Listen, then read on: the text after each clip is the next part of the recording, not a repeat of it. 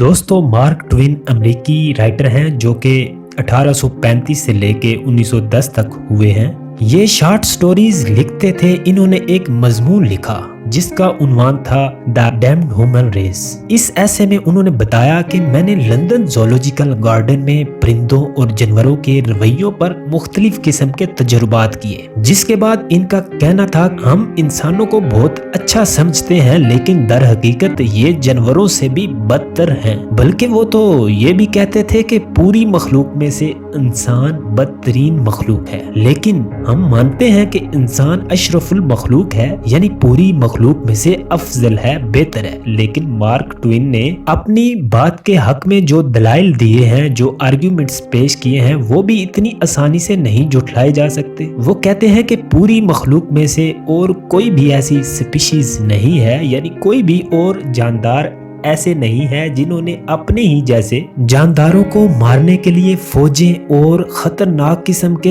हथियार बनाए हुए हों। इंसान अपनी ही हम नस्ल मखलूक को धोखा देता है, लूटता है, मारता है, जमा करता है पैसे को, अपने ही जैसे इंसानों को गुलाम बनाता है। वो कहते हैं कि हमने कभी नहीं देखा कि सफेद घोड़ों ने काले घोड़ों को मारने के लिए फौज बना ली हो, ऐसा तो कभी नहीं हुआ। इंसान तमाम मखलूक में से बेहतर है या इंसान तमाम मखलूक में से घटिया है, इस बारे में हम वीडियो के आखिर में बात करेंगे। पहले आप दुनिया में बसने वाले इंसानों के हकायक के बारे में जान लें। प्यारे दोस्तों, स्वीडन का एक बैनुल अक़वामी अदारा है जिसका नाम है Stockholm International Peace Research Institute. इसने 2022 में पूरी दुनिया में हथियारों के बिजनेस पर एक रिपोर्ट शाया की है जिसमें बताया गया है कि पूरी दुनिया की टॉप 100 कंपनियों ने 398 बिलियन अमेरिकी डॉलर की सेल की है 2022 में। साथ में इनका यह भी कहना था कि पूरी दुनिया की खुफिया एजेंसियां जो असले और जंगी हथियारों की डील करती हैं, वो इंतहाई खुफिया होने की वजह से इस रिकॉर्ड में शामिल नहीं हो सकी, जिनकी खरीद 500 बिलियन अमेरिकी डॉलर हो सकती है। ये 800-900 बिलियन अमेरिकी डॉलर की इतनी ज्यादा रकम है कि अगर भारत जैसे बड़ी आबादी वाले मुल्क में लगाई जाए तो वो भी एकदम से यूरोप बन जाए। लेकिन क्या है ना कि धंधा है पर मंदा है, ये बात बाबूजी को कौन समझाएगा। अब देखो जी, ये बाबूजी का मतलब है अमेरिका, रूस, चाइना,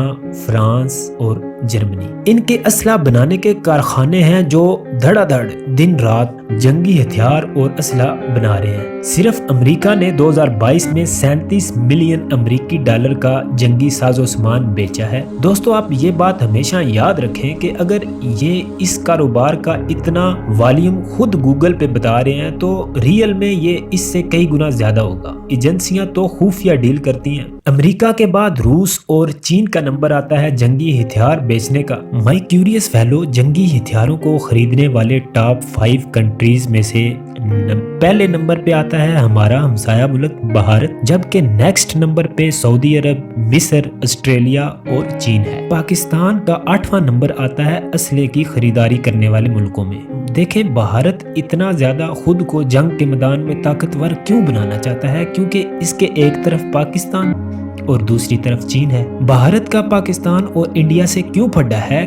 आखिर क्या वजह है कि इस खित्ते में अक्सर अमन और अमान खराब रहता है? पाकिस्तान, भारत, बांग्लादेश, कश्मीर के लोग सदियों से एक दूसरे के साथ मिलकर पुरअमन तौर पर रहते रहे हैं। इन सब का कल्चर भी तकरीबन 90% सेम है। अवामी सतह पर लोगों की एक मुल्क से दूसरे मुल्क में रिश्तेदारियां हैं। इन ममालिक की अवाम को अगर आजादाना तौर पर एक मुल्क से दूसरे मुल्क में जाने की इजाजत दे दी जाए और मीडिया भी लोगों के पॉजिटिव बिहेवियर को हाईलाइट करे तो गैर यकीनी और अफरा तफरी के तमाम बादल एकदम से झट जाएं। दोस्तों, फर्ज करें कि अगर पाकिस्तान, भारत और चीन की हुकूमतें अपने मसले बातचीत के जरिए हल कर लें और मुतफिका तौर पर आपस में पुरअमन तौर पर खुशी खुशी से रहना शुरू कर दें, तो फिर फायदा किसका होगा और नुकसान किसका होगा? पाकिस्तान, भारत जो पैसा असला खरीदने के लिए बाबूजी को देता है, वही पैसा अगर अवाम की भलाई के लिए खर्च होगा तो अवाम बेचारी को भी सुख का सांस आएगा। अब भारत, चीन और पाकिस्तान, लेकिन ये क्या? ऐसे तो बाबूजी का धंधा चौपट हो जाएगा।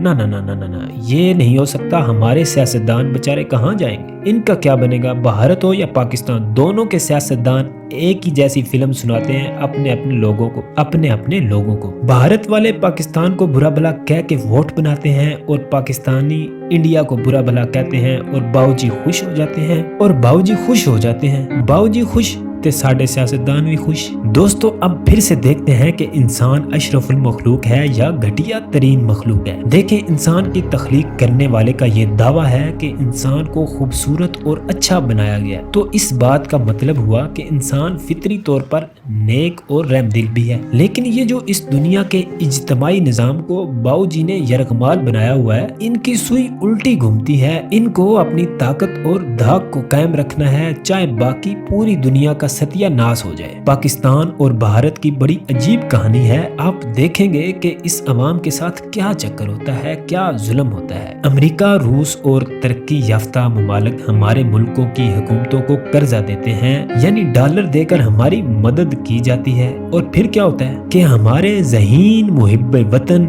अवाम के खादम, हमारे सियासतदान करप्शन कर करके वही पैसा दोबारा उन्हीं मुल्कों के बैंकों में जमा करवा देते हैं जिन्होंने मदद की होती है। जैसा कि स्विस बैंक के बारे में आप सभी लोग जानते हैं, जहां करप्शन का पैसा सियासतदान जमा करवाते हैं, जिसे ब्लैक मनी कहते हैं। इमदाद देने वाले ये बात जानते हैं कि पैसा दोबारा हमारे पास हमारे ही बैंकों में आना है। इस सारी मेहरबानी का अवाम को क्या फायदा होता है? अवाम को ये फायदा होता है कि कर्ज की वापसी के लिए अवाम पर टैक्सेस लगाए जाते हैं और महंगाई में इजाफा होता है और जनता तंग आकर खुदकुशियां करती है। ये अवाम को फायदा होता है। तो प्यारे दोस्तों, इंसान अशरफुल मखलूक है, लेकिन इस बाबूजी के निजाम ने इंसान को मजबूर कर दिया है कि वो अपने ही जैसे इंसानों को मारने के लिए फौजें तैयार करे और पूरी दुनिया में बेयकीनी हो और इनका धंधा खूब चले। पाक भारत चीन से मिलती जुलती ही कहानी है बाकी दुनिया के मुल्कों की भी। दोस्तों आप इस बारे में क्या कहते हैं?